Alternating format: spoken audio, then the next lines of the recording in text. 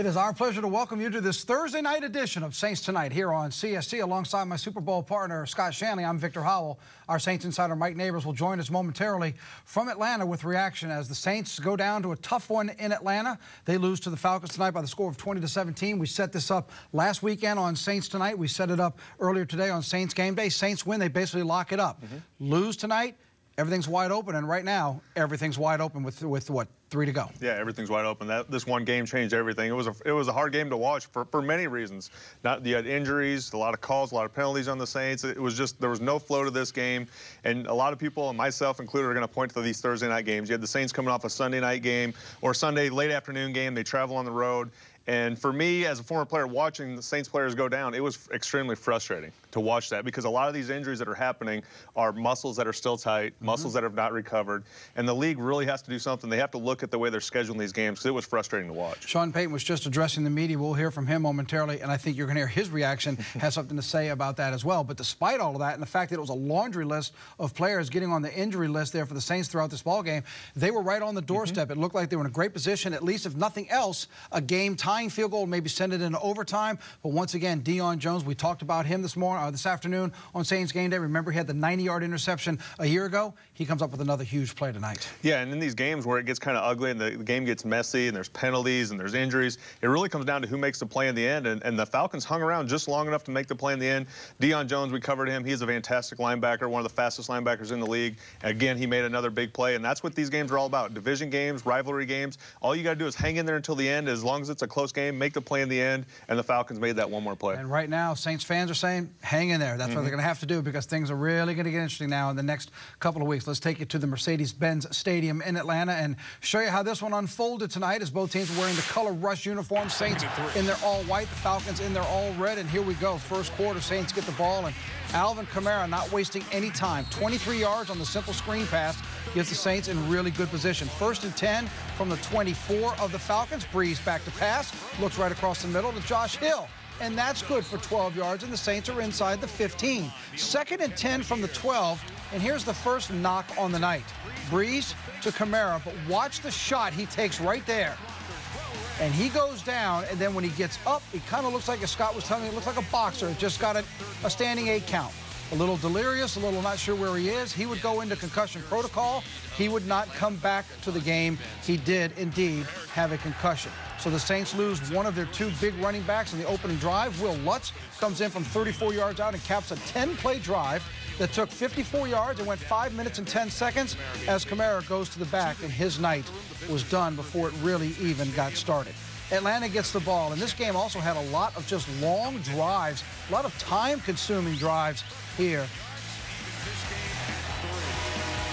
Matt Bryant gets to the field goal. It's 28 yards. It winds up capping off an 8-play, 65-yard drive that took 4:17. We were tied at 3 after 1. The Saints had 98 yards. Atlanta just 61 in the first quarter. Second quarter, Mohamed Sanu on the receiving end here, 21 yards on that reception. Later, 1st and 15 now from the 26. Ryan back to pass to Julio Jones, and he gets it on Marshawn Lattimore. Gets knocked out of bounds, and it's good for another Falcons first down. 3rd and 11 here. Ryan looks for Mohamed Sanu. Gets out of trouble. Sanu drops it, but wait a minute. We go back and look what happened here. Roughing the passer on Sheldon Rankins, getting to Matt Ryan. Is that a love tap at best? These roughing the passers are getting out of control, and that's probably one of the worst I've seen. You don't make that call. So they throw the flag. It keeps the drive alive.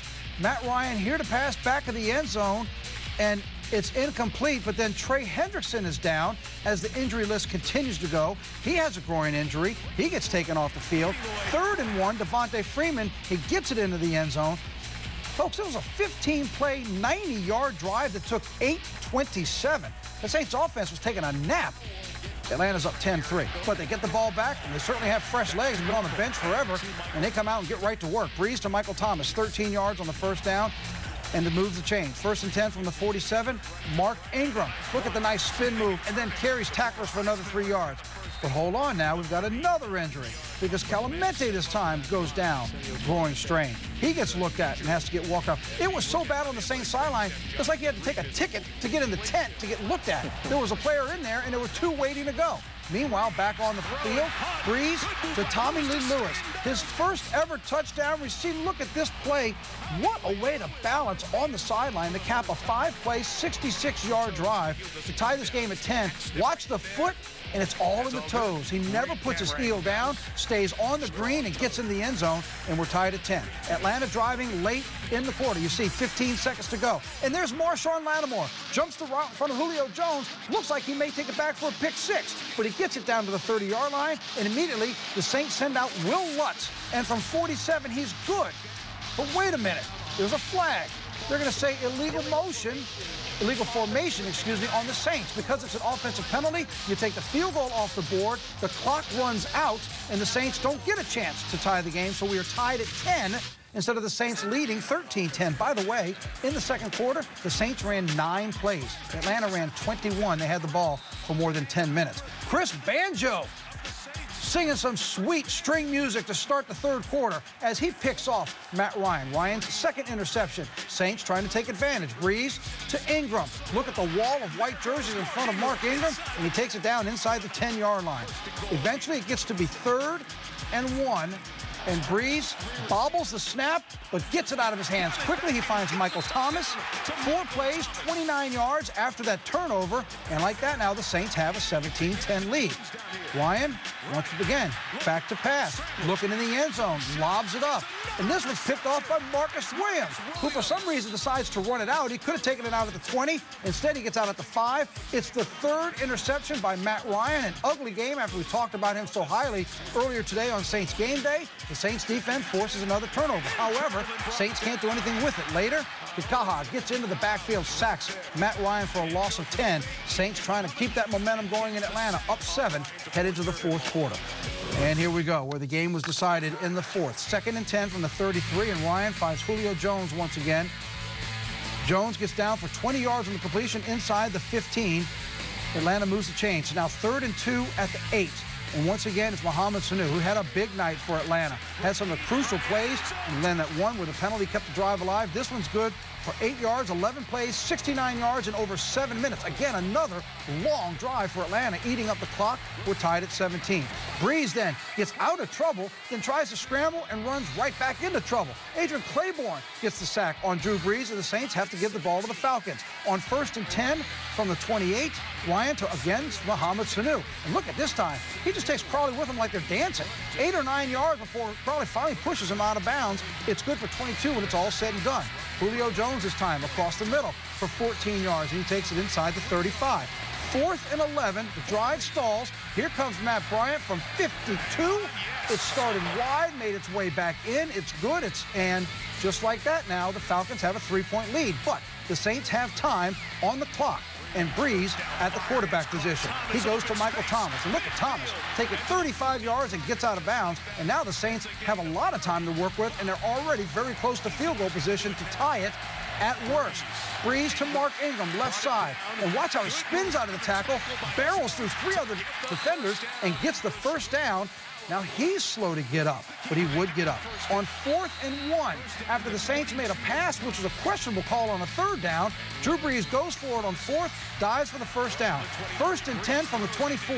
Brees to Ted Ginn Jr. Ricardo Allen with the big hit, but Ginn Jr. would get up. Now 2nd and 10, and Brees to the end zone, and there's the play we were talking about. Former LSU Tiger Deion Jones. What elevation and what athleticism to get up there and make that pick.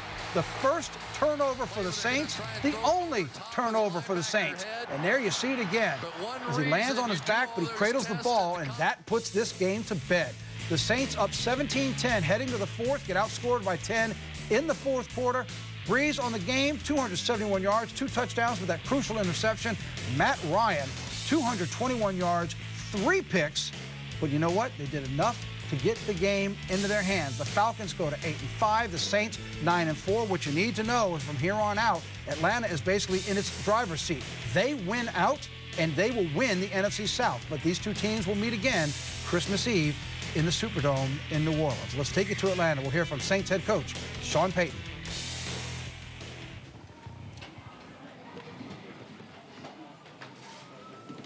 Real quick, I'll be brief. Obviously, It's a disappointing loss. I was proud of our guys tonight. Thought we fought hard.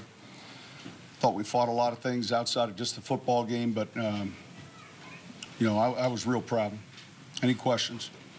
Coach, what are some of the things you mentioned that you fought? Just is what it is, Herbie. Is there anything you can point to about so many injuries? What do you guys think? Seriously, speak up. What do you guys think? What do you think there were so many injuries tonight? Anyone? Thursday night football, Huh? short week. Anyway, credit Atlanta. They came back, showed some heart, got a big win. It was disappointing for us. Did you get an explanation at the end of the first half on the field goal situation there? Yeah, they felt like the player wasn't far enough up on the line. Usually you get a warning with that, especially when you have a backup in, but hey. Could you see that one from where you were, or? The end of the half? Yeah. No.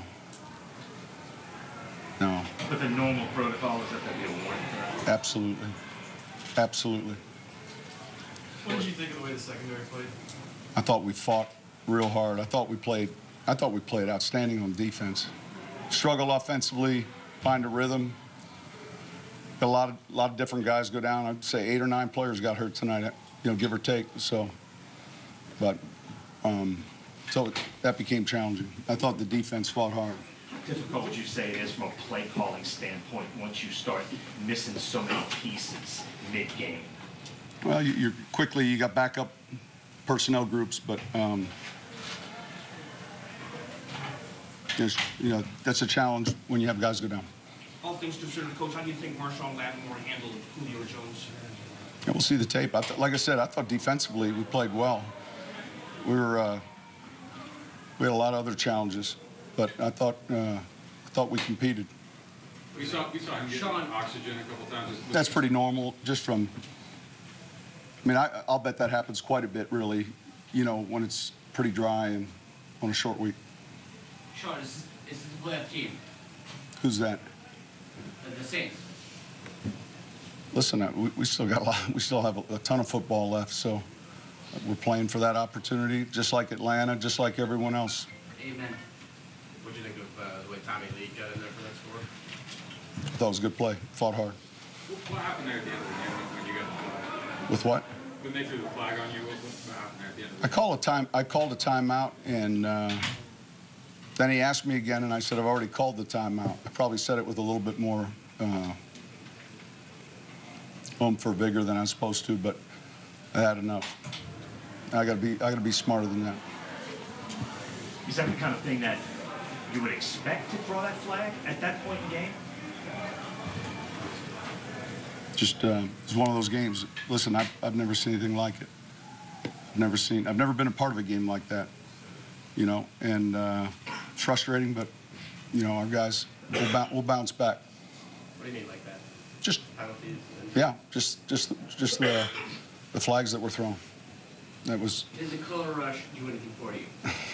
No. The color rush. Any more questions? One last one. There was a video of you giving the choke sign. Were you doing that? I don't remember that. Falcons? I don't remember that. Thank you. Well, he said he would be brief, and you could tell that he was doing everything he could to not really just lay into things where he would get a letter or a FedEx package from the NFL with a fine. But you could certainly tell that he was frustrated. When he said there were 8 or 9 players that went down, he's not kidding. I'm telling you, it was a laundry list of Saints that went down tonight. And it goes to what we talked about earlier. You told us earlier today that usually your body from a Sunday to a Sunday, you said maybe by Friday you started to feel better. Then you mentioned the Saints played the afternoon game on Sunday, had to travel to Atlanta on Wednesday to play tonight, and you had 8 or 9 guys go down.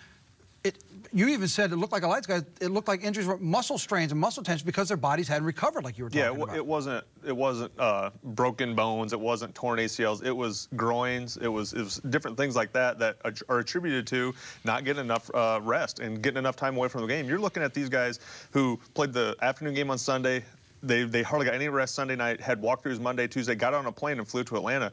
The human body, as big as strong as these guys are, they cannot recover. And I know I opened the show and I talked a lot about it. Even if Drew would have plugged it in at the end and the Saints would have got the win, it's a huge issue. They have to look at these Thursday night games. And if they're going to keep the Thursday night games, go ahead. But look at how you're making teams travel. I mean, we talked about this earlier. Have the Saints had a Thursday night game in 5 or 6 years? I mean, maybe one in New Orleans. They always seem to be on the road. Yeah.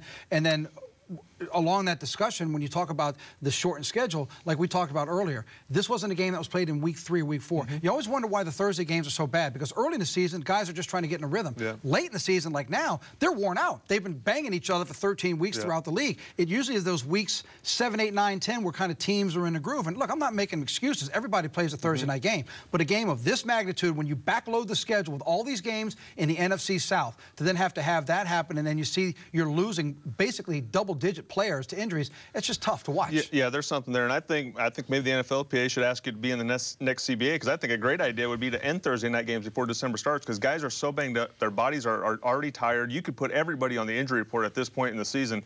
You need to find a way to let these guys' body recovers.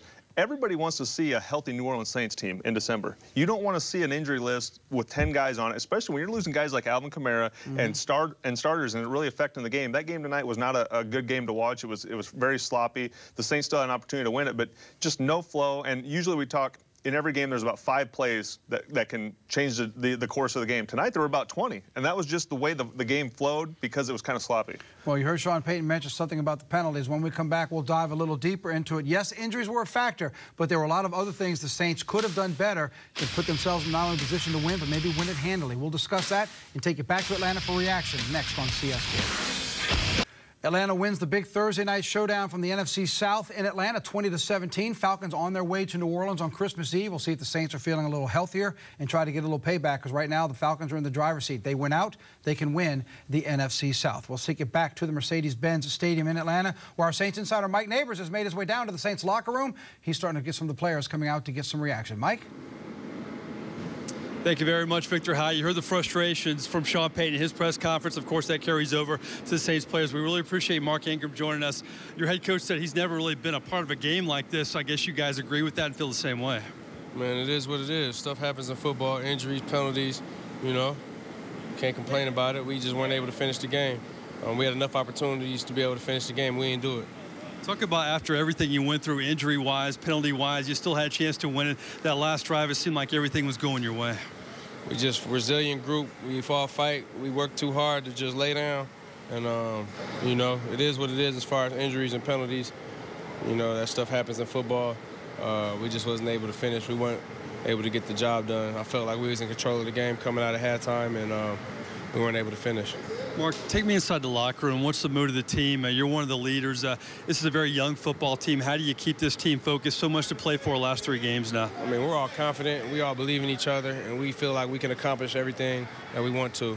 We just have to continue to improve, continue to get better. We got to be able to finish ones like this. I know you like the nickname Boom and Zoom, but your partner, Alvin Kamara, had to leave the game. I know you've been nursing the toe injury. How did that change the game plan? Because you guys have been used to kind of feeding off each other in this winning streak. I mean, I'm ready to carry the load. He's ready to carry the load. There's no difference. I don't think it affected the game plan at all. We both can do everything. And I felt like we still executed as a team. You know, up 17-10 at the half, after the half, and we weren't able to finish the game. Talk about moving forward now. You got these guys again in 2 weeks, but they're going to be in New Orleans. A lot of motivation for that game coming up. Yeah, it's a big one. Clearly they beat us today. They're still in the race. You know, our #1 goal is always to win the division. So we're going to, you know, take this little long weekend and get ready for the Jets, and we'll be focused on beating the Jets. So I know you're frustrated. You've always been staying up with us. Thanks for taking the time. I appreciate you. All right, Mark Ingram. We're going to have more reaction from Deuce McAllister and Drew Brees coming up. Back to you guys. Mike, thanks so much. We certainly appreciate Mark Ingram stopping by. Now, I'm not going to sit here and second-guess what Mark Ingram says about the game plan, but I'm going to present you with a number to see if it contradicts what he's saying. The Saints tonight had 50 rushing yards. Alvin Kamara went out. He had 2. Drew Brees had 2. Ted Ginn lost on 1 carry for 3 yards, and Mark Ingram ran for 49. This is somebody who's been teaming up with Alvin Kamara, and combined, they've been easily getting over 100 yards, if not more than 200 yards. I understand where Mark's coming from, and he's certainly not going to throw his coaches under the bus. But when you see 50 yards tonight rushing total, Kamara leaving on the first drive in the first quarter, it would seem it did affect the game plan, and they went very pass-heavy. Yeah, I think the one thing it probably affected was the play calling. When you don't have Alvin Kamara on the field, you go back to doing some more basic things, maybe a little more conservative than what they've been doing. They've gotten kind of in the groove with 41 on the field. They can line them up everywhere and still get some explosive plays out of it. It looked like offensively they got a little more conservative in their play calling, and that kind of led to 2 yards or 3 yards in a cloud of dust, and you didn't see those big strike plays like you'd seen the past few weeks. Players are still coming out. We know they're tired. It's been a short week, and we appreciate them stopping by to talk to Mike Neighbors, who has another Saint player standing by in Atlanta. Mike? Thank you very much, Victor Howell. 3 interceptions for the Saints secondary, one of them by the man who joins me, Chris Banjo. Just talk about how frustrating this loss is. You guys made some great plays, a lot of penalties, a lot of injuries, a lot of things didn't go your way, but you still almost pulled this one out. No doubt. Like you said, key word is frustrating. I definitely feel like this team showed a lot of grit on both sides of the ball, all phases actually. Guys going down, young guys coming in, and making plays. And I definitely feel like this is a game we needed during the season. Definitely didn't like the outcome, but I'm definitely proud of all the guys in the locker room, coaches included, and everything we were able to do. You lose A.J. Klein, Kenny Vaccaro leaves the game. You guys really had to rally as a defense, and everybody had to be next man up and really step up. No doubt. And we preach that on a consistent basis that it's going to take all of us. I mean, all of us in all phases. And I definitely think guys came in, were prepared, and performed. Marshawn Lattimore gets a pick. Of course, Marcus Williams gets a pick. You guys kind of feeding off each other? No doubt. Especially in our room, in the defensive back room. We pride ourselves in being thieves, and I think we did a good job with that tonight. We definitely needed some more. We're capable of getting some more. We just got to continue to build on a game like this and correct the mistakes that we did have and go on from there. Your interception stalled a Falcons drive, but really set up the Saints' only touchdown drive of the second half. What did you see on that play? I read the combination, tried to get as quick a break as I could on it. It was a bang-bang play, and I was fortunate enough, thank God, I came up with the ball. I think plays like that are just a byproduct of finishing and really running to the ball. You guys have the Falcons again in 2 weeks at home. I know you're not happy with a lot that went on in that football field. How much is that going to motivate you and turn things around in the Superdome in a couple of weeks? We're past this game. Right now, our only focus is the next one we have coming up. And, whenever we do get there, we'll worry about that then. But right now we're worried about, winning this next game and, getting rested up and healing up. And, like I said, getting ready to the next game. Great game by you. I know it's a tough loss, but I appreciate you taking the time. No problem. Thank you for having me. Chris Banjo, part of a secondary for the Saints. They really stepped up with 3 interceptions. We have Drew Brees and Deuce McAllister coming up. Back to you guys.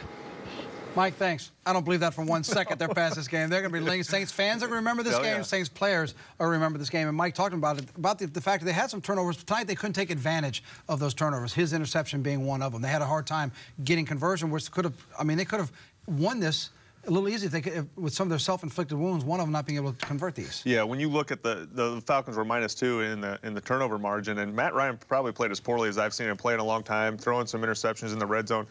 You have to take advantage of those things, and the Saints just weren't able to take advantage of those plays enough. They weren't able to get those turnovers and take them down and to get points and pull away from in that game. But plays like Chris made today, those type of plays were big in the game. They just couldn't get enough points on the board to take advantage of Atlanta's turnovers. We will show you some final stats when we come back. We take a quick timeout as the players are coming out of the Saints locker room, having a chance to give their reaction to what happened tonight in Atlanta with the Falcons winning by the score of 20-17. Plus, we'll hear from our Hall of Famer, Deuce McAllister. He'll stop by to talk to Mike, plus his one-on-one with Drew Brees. Still to come on Saints Tonight.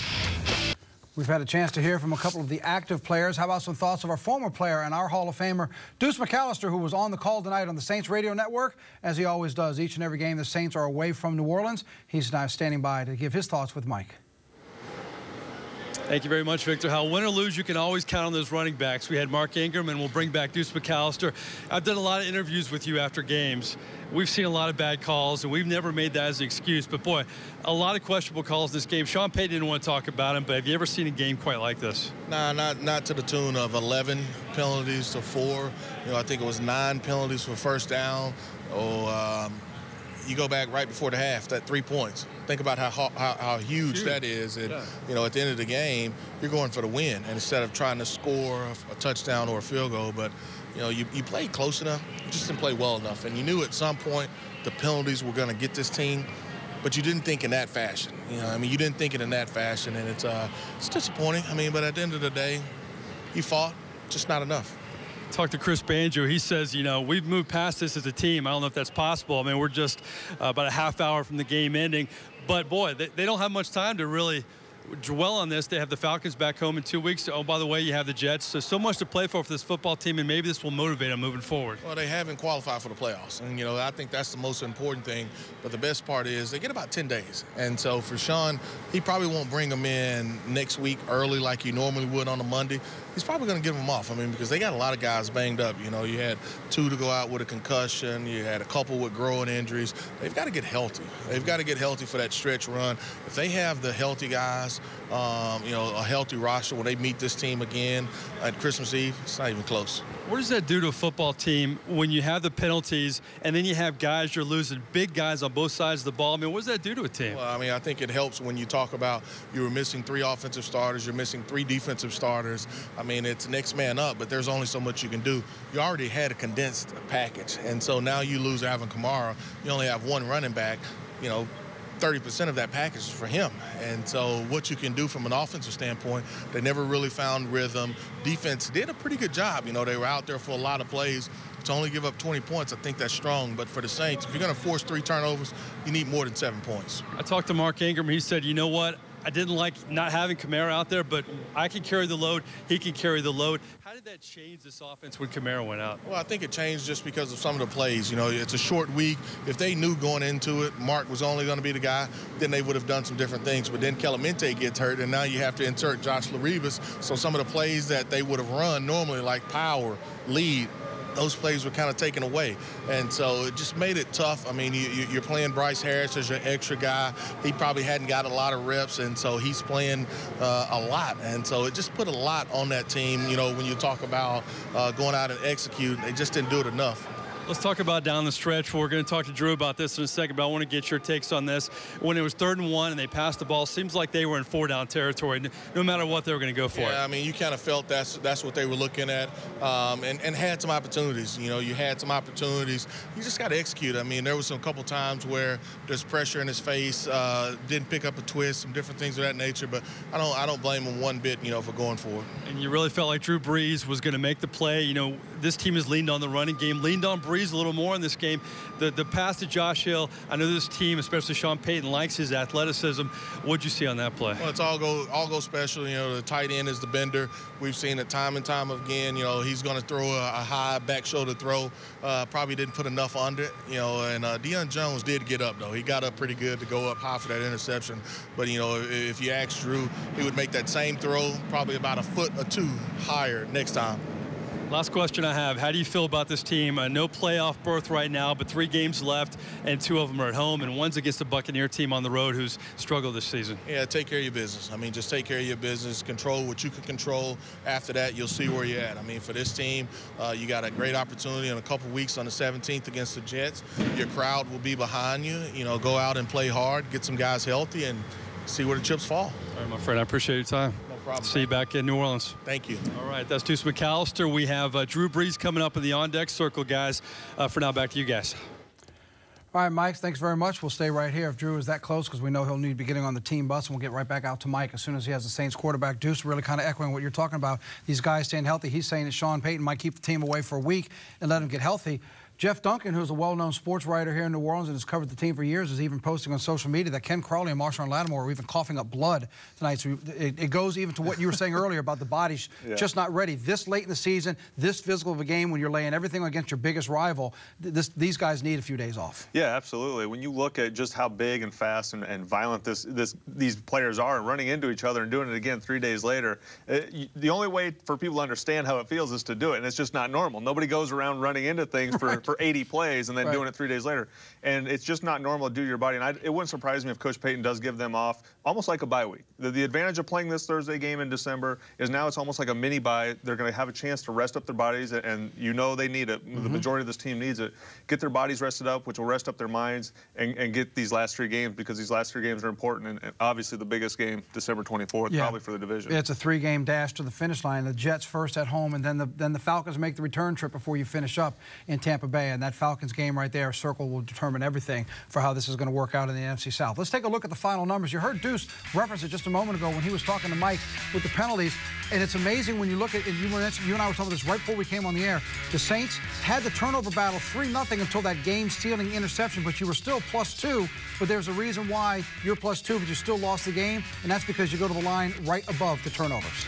Yeah, when you look at how do you win a game and you're still -2 in the turnover battle, you look at the penalties, and the penalties for these Saints, the unfortunate part, they had a lot of penalties, but they led to first downs, and it kept this Atlanta offense on the field, because this Atlanta offense has been running in quicksand this year. They haven't been able to get out of their own way, but the Saints penalties led to first downs, which led to the time of possession. And what you saw towards the end of this game was the Falcons running game starting to take over, and this Saints defense looking tired. We talked about it ad nauseum already at Thursday night game, but time of possession, 34 minutes. This defense got really tired in the fourth quarter, and they were getting chunk yards on the ground. But it goes back to the argument we talked about with the rushing game. Did it change the game plan with Kamara going out or not? We don't know, but we haven't seen a game like that this year where we've seen the rushing numbers so low and all those passing numbers. We've seen it in past seasons. It hasn't been this year, so we just don't know how much it affected. To your point about the first downs off of penalties, 9 first downs for Atlanta tonight off of penalties. The Saints had 11. 9 of them led to Falcons first downs, thus the 11-minute difference in time of possession. We are going to sneak in a quick timeout here. When we come back, more reaction from Atlanta as Mike gets set to sit down and talk to Drew Brees. We have that coming up as we roll on here on Saints Tonight. Once again, we're glad you stayed up with us late on this Thursday night. Special edition of Saints Tonight as the Saints fall to the Atlanta Falcons Thursday Night Football 20-17 in Atlanta. On Saints game day earlier this afternoon, we showed you the standings and the scenarios of how it's lined up right now for a playoff run. Well, of course, the Saints and the Falcons now have their games in the book, but everybody else getting set to play this weekend, so we can take a look at where the teams stand. The Saints didn't move from where we were earlier. They had a chance to move up to the number 3 spot with a win tonight, but by losing to the Falcons, they'll stay 4th. You see on the left side right now, still the division leaders. Remember, the Saints have a sweep of the Carolina Panthers in their back pocket. But now on the column on the right, the Falcons now get a little more separation for at least the next 72 hours with the Lions, Packers, and Cowboys all still to come. The Packers will play the Cleveland Browns, so you can almost automatically chalk them up to 7-6 since Cleveland is winless this season. But Scott, we touched on this earlier. Seattle Seahawks really are kind of like can swing the momentum for anybody here. They just beat Philadelphia, but if the Seahawks were to backpedal and stutter with the Falcons playing like they are now, that's where you have a chance of possibly seeing 3 of the 6 teams being from the NFC South, because Falcons are on the doorstep and Seattle has to win to stay ahead of them. Yeah, this NFC South, I think the league, by the way they set up the schedule, felt like this was going to be a very tough division, and it has been with all these games put in December for interest through the fans. But the Seahawks go to Jacksonville this week. That's going to be a tough game, flying all the way across the country. Jacksonville's a much improved team. But to me, in my opinion, I think this division comes down to the Saints and Falcons. I think the December 24th game, if you're looking to get your loved one a good gift, buy him a ticket to that game, because I think that's going to be the division for the division. I don't know, the Panthers, they still play some tough games, but I really think the Saints and the Falcons for sure will be playing for the division championship. The Panthers can hang in there, but they've been banged up. So that's kind of a look at the playoff picture. Certainly a lot of those numbers will get jumbled after this Sunday of action, and then we'll see how it sets with the Saints having some extended time off, as Scott mentioned, as they get ready for basically a mini break. And then they get ready for the Jets at home before the Falcons, and then again they will finish up the end of the season there for Tampa Bay. Receiving tonight, Michael Thomas, 14 targets, 10 receptions. Nobody else is even close. Mark Ingram was the next one with 5. Drew Brees usually tries to spread it out, and of course, again, we're waiting on Drew Brees to become available. He'll be there to talk to Mike, as he always is, as soon as he's done in the locker room and is set to come out.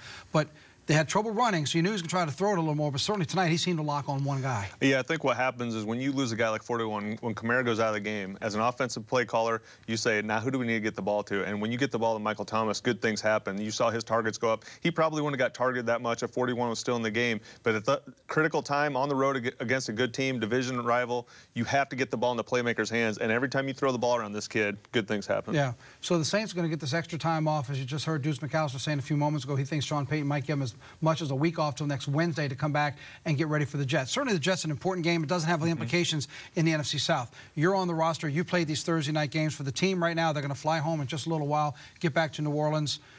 What's the most important thing for these guys over the next couple of days? I think the one thing about this Jets game is you can't take it too lightly. This is a Jets team that everybody thought they could possibly go 0-16. This is a true trap game. The reason it is because this Jets team is playing much better football than anybody thought they would play this year. Now, the downside to having this much time after a tough loss like this is you get to rest your body. but you have to make sure you rest your mind. You can't sit around for 10 days thinking about what might have been, what we should have done, and then show up and lose a game to the Jets that you shouldn't lose. You have to be able to get over this game both physically and mentally. Let's take it back to the Mercedes-Benz Stadium for one last time tonight, because the Saints quarterback Drew Brees has made his way out, and he's ready to share his thoughts with Mike. Well, thanks, Victor. I've talked to a lot of your teammates, Drew, and your head coach said this is one of the frustrating losses he's been a part of. Describe the feeling in the locker room and how you're feeling now.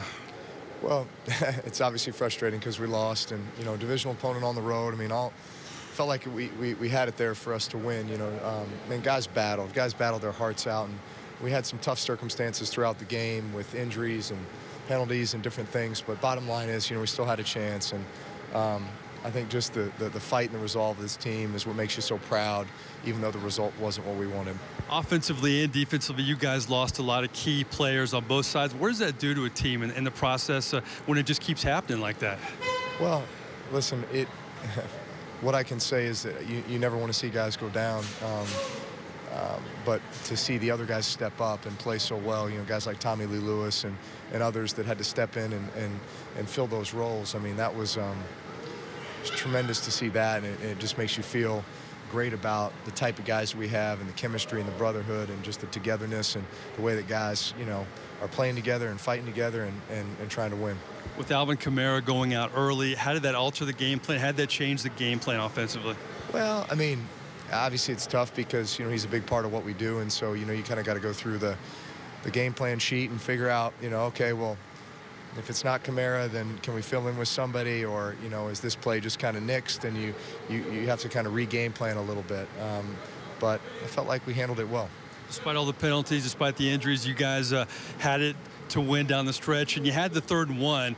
Was that 4th down territory? I mean, were you going to go for it no matter what on that play? Or? So it's like it came over and it was 3rd and inches, and so, you know, conversation with Sean was maybe we take a shot here, you know, and try to get a chunk. And then the worst thing is it's just an incompletion, and then we can go for it on 4th down. And that conversation was, hey, we came here to win, so let's go win. And with the interception of Josh Hill, I know that's frustrating. Looking back at that, what'd you see on that play? Well, tried to position that ball. Could have positioned that ball a little bit better, you know. But bottom line is that guy made a nice play, and it's not worth taking the risk in that situation. 2nd down, just check the ball down, and you know, let's get to 3rd down, you know. 3rd medium was still a shot at the end zone, but tried to force something that wasn't there, and so that's disappointing. Finally, Drew, so much to play for, 3 games left, but you have these guys in your house in 2 weeks. I know you got to take care of the Jets first, but just talk about how you move on from this loss moving forward now. Well, you look at the film, you fix the mistakes. You come up with a great game plan for the next time you play them, and then you go out and you execute that to perfection. But obviously we got the Jets that, you know, are playing some really good football right now, and we've got to come up with our best performance to beat those guys, and then we'll worry about the next opponent. But you know, we get a couple extra days here to recover, and then we'll get back to work on Monday getting ready for the Jets. As always, I appreciate your time. We'll see you back in New Orleans. Drew Brees here, guys. Of course, with Alvin Kamara going out, they haven't leaned on Drew Brees as much this season, but they were leading on him down the stretch. Just came up a little bit short. Story in Atlanta. Back to you guys. I didn't give you Drew's numbers, by the way. He was 26 of 35 for 271 yards. He did get sacked twice, had the 2 touchdowns, and then, of course, the very costly interception down the stretch. So before we wrap things up tonight and say goodnight, we talked a lot of things the Saints did wrong and mistakes, but the bottom line is you lost 8 or 9 players. You had 11 penalties. You gave them 9 first downs off of your penalties. You had the ball 11 minutes less than they did, yet you had the ball inside the 15-yard line with 1:20 to go and a chance to win this ball game. So there's certainly some positives they have to be able to take and that doesn't overshadow all the negatives that we've been talking about. Absolutely. I think that's a great way to summarize it, because at the end of the day, when you put all those things together and you're standing there on the 10, 12-yard line and have a chance to win a game on the road against Atlanta, you know you're a darn good football team, and that's the one takeaway that you don't want to lose. I know it was a loss, but this Saints team is a really good team. They get to the playoffs, nobody's going to want to face this Saints team. They just need to keep this thing rolling. Don't let this one setback lead to another setback. This team has enough power to make some noise if they get into the postseason tournament. They just have to stay healthy, both physically and mentally. And, you know, when you have two players that go down with concussion protocol and concussions, these extra days off certainly can be big, so they can try to get themselves right for the stretch run. Of course, with this Thursday night of action here, we won't see you this weekend, but we'll be back a week from Sunday to get you ready for the Jets. When they visit the Superdome, of course, we'll be here at 10:30 that Sunday morning before the Saints play the Jets, and then we'll wrap it up on Saints Tonight for them. We thank Mike Neighbors for all of his work in Atlanta, and Deuce McAllister for Scott Shanley. I'm Victor Howell. Hey, stay warm, stay dry, and thanks for joining us here on CST.